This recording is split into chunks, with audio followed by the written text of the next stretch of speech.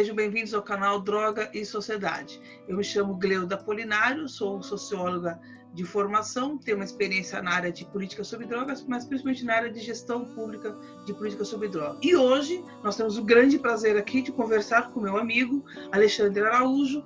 Agora melhor, Gleuda. Feliz em te ver saudável, com saúde. Nossa, a gente acompanhou os momentos difíceis. Para quem não sabe, eu tive Covid nesse período de pandemia e tive uma recuperação. No começo foi meio difícil, fiquei 3 dias na UTI, então quem me acompanhou sabe o perrengue que foi passar pela Covid. Né? E você é companheira de jornada, né, Gleuda? Você deixou um marco aí no teu tempo, você passou no COED, a sua gestão ficou uma marca. Muitas pessoas que eu encontro hoje, eu estou em recuperação, a você que está me ouvindo, né? A Gleuda me apresentou, eu sou Alexandre Araújo, eu sou do movimento Faces e Vozes da Recuperação no Brasil.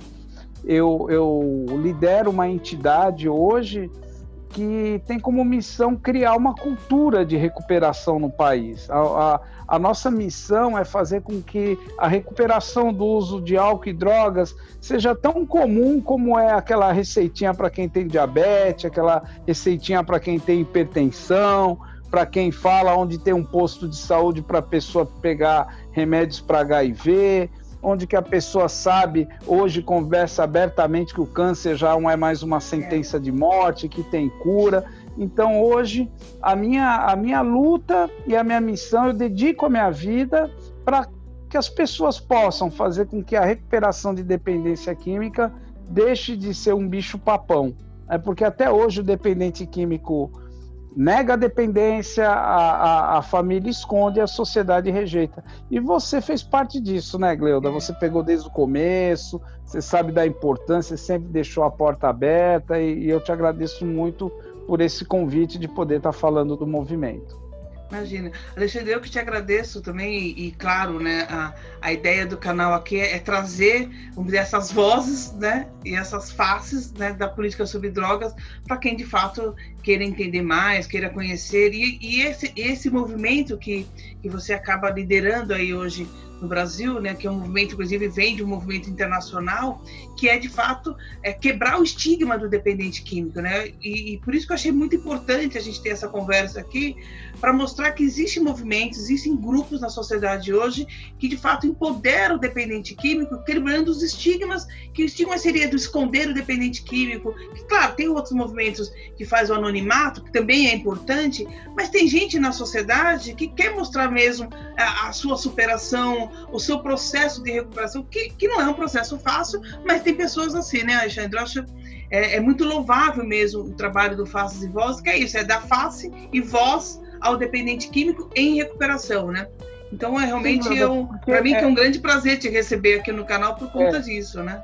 Porque a história da recuperação, ela vem desde o início do século XVIII, né? As pessoas começaram a lutar, começou historicamente, a gente sabe que começou com os índios, apaches, com a invasão americana, no oeste americano, eles começaram a dar muita bebida para os índios, começou a se tornar um problema de saúde muito sério para a população indígena americana, e de lá para cá os índios começaram a desenvolver programas que foram atrelados à colonização religiosa. Então, muitos dos índios que entravam em recuperação eram também evangelizados. Aí surgiu um movimento temperança, que depois culminou na lei seca. Concomitante também a ciência começou a estudar o alcoolismo, estudar o uso de drogas, porque começou a se tornar um problema de saúde pública.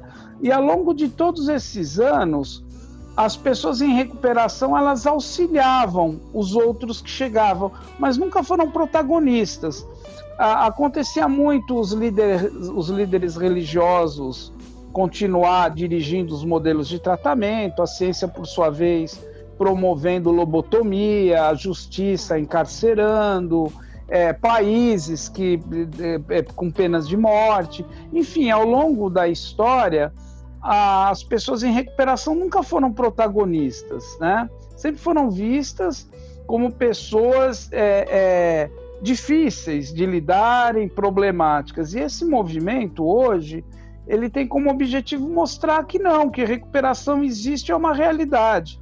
Às vezes acontece uma coisa comigo que é até engraçada, as pessoas me olham, eu estou falando, porque eu venho de uma família de dependentes químicos, que nós éramos em 7, 5 morreram por causa de uso de droga, uma tragédia aconteceu na minha família.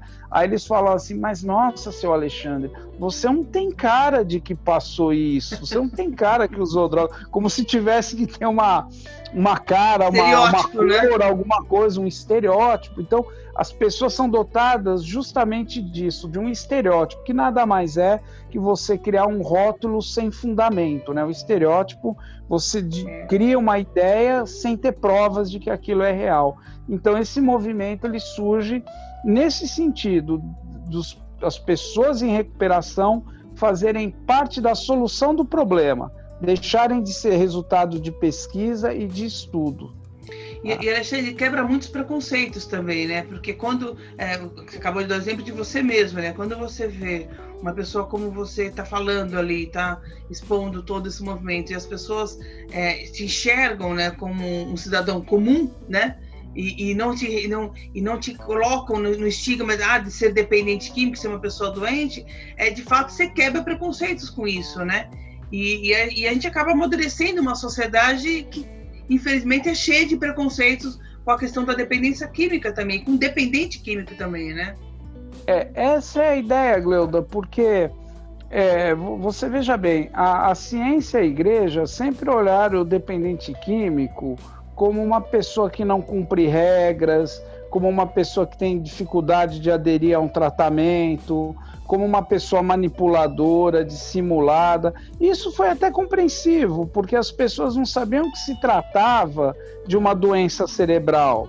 O uso de substância química, ele deforma o funcionamento cerebral, ele altera os sistemas extremamente fundamentais do juízo, das emoções, e isso causa uma repercussão social.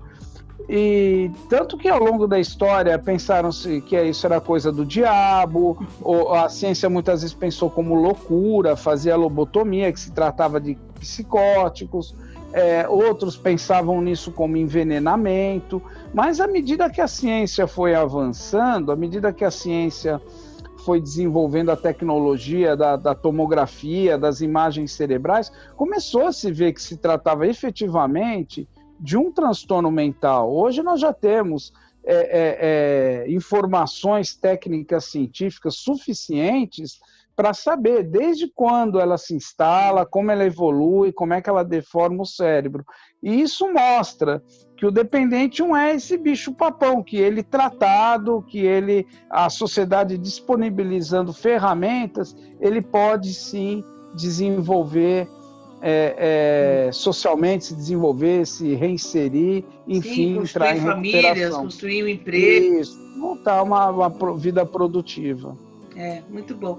Agora, Alexandre, do Faces e Vozes, eu queria que você falasse também, que você estava me contando ali antes nos bastidores, um projeto novo que vocês estão desenvolvendo dentro do movimento Faces e Vozes. Eu queria que você contasse aqui para o pessoal, inclusive o pessoal também conhecer melhor e quem sabe aderir à proposta de trabalho que vocês estão desenvolvendo. Né? Que bom que você está perguntando, porque eu preciso e eu queria te convidar para nos ajudar a divulgar esse trabalho, porque é uma nova onda que está vindo no mundo, né? Através desse movimento de recuperação, que é o gestor de recuperação. O que é o gestor de recuperação, Gleuda?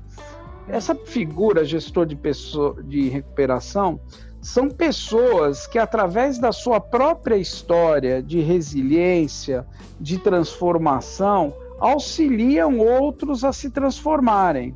Nós trabalhamos com voluntariado, mas neste caso do gestor, é uma pessoa em recuperação, Gleuda. Existe uma lacuna entre o tratamento e a recuperação. Né? Então, assim, o que acontece no Brasil hoje? Você sabe muito bem disso, porque você foi a pessoa que implantou as vagas em comunidades terapêuticas. Você foi uma das grandes arquitetas e engenheiras desse projeto de internação para dependentes químicos. E você sabe que existe uma lacuna de quando ele sai e a recuperação, que é essa retomada da vida. Então, o indivíduo muitas vezes está na rua, está dentro de casa, um lar conflituoso, ele sai daquela internação, volta para aquele lugar e fatalmente, depois de um tempo, retoma. Traduzindo isso em números, 70% abandona o tratamento em 6 meses e 90% em 1 ano. O que o Faces e Vozes vai começar a treinar pessoas em recuperação? A pessoa entrar na saída da recuperação. Existe um instrumento que a gente trabalha chamado capital de recuperação. O que é esse capital de recuperação? É um instrumento avaliado, já validado cientificamente, que consegue monitorar, consegue tabular os problemas sociais, familiares e humanos desse indivíduo. E através desse diagnóstico, esse gestor de recuperação montar um projeto terapêutico para ele e para a família. Então, por exemplo, você falou, esse é para recuperação? Sim, mas tem gestores de recuperação para a família, é importante que as pessoas que estejam na família, para pessoas que trabalham com dependentes químicos. Então, a base desse trabalho é o poder de resiliência de cada um, poder de transformação. E você está contando um pouco a história de como a gente surgiu com a política estadual, né, de drogas. Existe um processo ambulatorial, né, então acompanhamento de forma ambulatorial, existe o acolhimento em comunidades terapêuticas, a internação para desintoxicação, né, aí voluntária, involuntária, compulsória, mas existe a internação. Mas o que nós sempre nos preocupamos, e existe uma lacuna mesmo, como você colocou, é o acompanhar, que é o saber aquela pessoa, para o seu processo de reinserção ou de inserção social, durante a sua recuperação, ele também tem algumas, vamos dizer, algumas ferramentas de proteção, né? Que são desde pessoas, estruturas de redes, serviços de acesso, de qualificação profissional. Então isso realmente foi uma grande dificuldade, está sendo hoje, né? Uma grande dificuldade de você garantir o processo de recuperação daquelas pessoas que estão ainda, que a gente chama no ciclo de tratamento, né? No ciclo da dependência química em processo de tratamento. Os fatores que te levam a pessoa para uma clínica, para uma comunidade, são diferentes dos fatores que vão sustentar a recuperação. A clínica, a comunidade, ela trabalha a dor da abstinência, trabalha a dor das perdas sociais, familiares, espirituais, é o acolhimento, é o amor, é a recuperação física. A recuperação é uma outra coisa, Gleuda. A recuperação está mais para o tratamento de traumas, está mais para moradia, assistência médica, ressocialização, trabalhos sociais, profissionalização. E muitas vezes a pessoa ela sente uma dificuldade imensa de voltar. E as pessoas que não têm o problema, às vezes não compreendem a profundidade disso, porque estar em recuperação, isso eu falo, é como você ser um peixe fora d'água. O mundo é diferente. E é aí que entra o papel do gestor de recuperação. Por quê? Porque esse cara ele vai estar vendo droga, ele vai estar vendo bebida, ele vai estar tendo sonhos, ele vai estar sendo estimulado, ele vai ter dificuldade de lidar com dinheiro, ele vai ter dificuldade de lidar com relacionamentos. Então, esse gestor de recuperação é a figura que não vai ser padrinho dele, não vai ser amigo, colega, é um gestor, é aquela pessoa que ele pode olhar e confiar. Ele vai ter uma reciprocidade. Qual é o tempo desse processo do curso que você estava falando? Quanto tempo a pessoa, vocês acompanham para lá? E há uma supervisão depois com eles, acompanhamento? Boa você gosta de você ser inteligente. Eu gosto de perguntas, é isso. Foi bom. Olha, é assim, Gleuda, eu não posso te precisar o tempo, mas eu acho que vai ser um curso de aproximadamente 100 horas, porque tem toda uma introdução. Eu, particularmente, sou devoto dos direitos humanos universais e qualquer trabalho meu tem que ter um módulo só para falar de direitos humanos e da importância deles, né? E eu tenho que falar também do conceito básico de dependência química, história do tratamento e da recuperação, e aí entrar no curso. Então, para ficar um curso bom, eu estou me dedicando muito a preparar as aulas. Eu acredito que depois da pandemia eu vou começar a divulgar. E você falou assim da supervisão. A supervisão é uma ferramenta fundamental, tá? Não existe trabalho de gestor de recuperação sem a supervisão, porque uma das nossas grandes preocupações é que esse trabalho não se torne ferramentas de encaminhamento para a clínica, ou fique outras só coisas. No meio, né? Que não fique só sendo que no meio, ele seja terrivelmente desvirtuado, entendeu? Tá. Então é muito importante que as pessoas sejam credenciadas. Eu penso em que o Faces e Vozes vá fazer esse credenciamento e vai...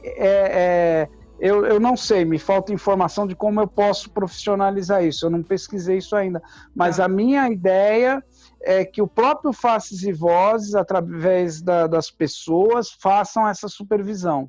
Muito bom, não? A proposta é muito boa, viu, Alexandre? Parabéns.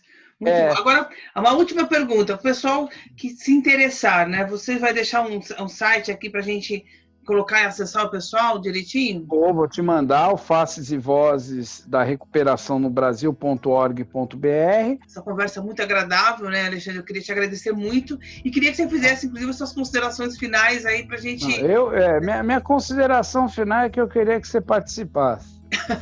Pode contar comigo. Que você pegasse um tempo aí, sentasse com nós, nos ensinasse quais os melhores caminhos, como a gente pode construir uma rede de apoio, como é que a gente pode utilizar os aparelhos do Estado, porque eu sei que sua expertise está em políticas públicas, porque a nossa ideia é formando pessoas e disponibilizando, né? Então, como eu disse no início... Já estou aqui me oferecendo. Pode contar comigo. Se eu puder contribuir com a sociedade, pelo menos levando a informação, fazendo as trocas, fazendo o network, né, que a gente fala, que é a troca de potências e capacidades, estou disponível, né? Acho que essa é uma causa que deveria ser de todos nós, né, Alexandre? E quem sabe esse projeto de vocês não vira uma política pública, né? Nossa meta. Nós temos observado escala, né? na Austrália, na Índia, na Inglaterra, em alguns países na Europa, já são políticas públicas, né? Olha. As pessoas têm treinadores de recuperação que abordam em hospitais, orientam famílias, então é um trabalho aí que talvez eu não fique vivo para ver funcionando 100%, mas pelo menos que o pilar a gente colocou. Que legal, que legal. Muito bom. Obrigado, Gleuda. Obrigado pela oportunidade, viu? Tá, eu que te agradeço, Alexandre. Pessoal, muito obrigado por vocês terem acompanhado a gente até aqui no canal. Se inscrevam, compartilhem, curtam, façam os comentários, acompanhem aí depois os links que eu vou deixar de referência ao programa todo do Faces e Vozes, para que vocês também possam aí colaborar com a sociedade, tá bom? Espero que vocês tenham gostado desse nosso bate-papo, foi muito rico mesmo, eu adorei, Alexandre, a nossa conversa, e já me comprometi aqui publicamente de acompanhar vocês, ajudar vocês no que for possível e no que eu puder também ajudar nesse momento. Obrigado, Gleuda. Obrigado.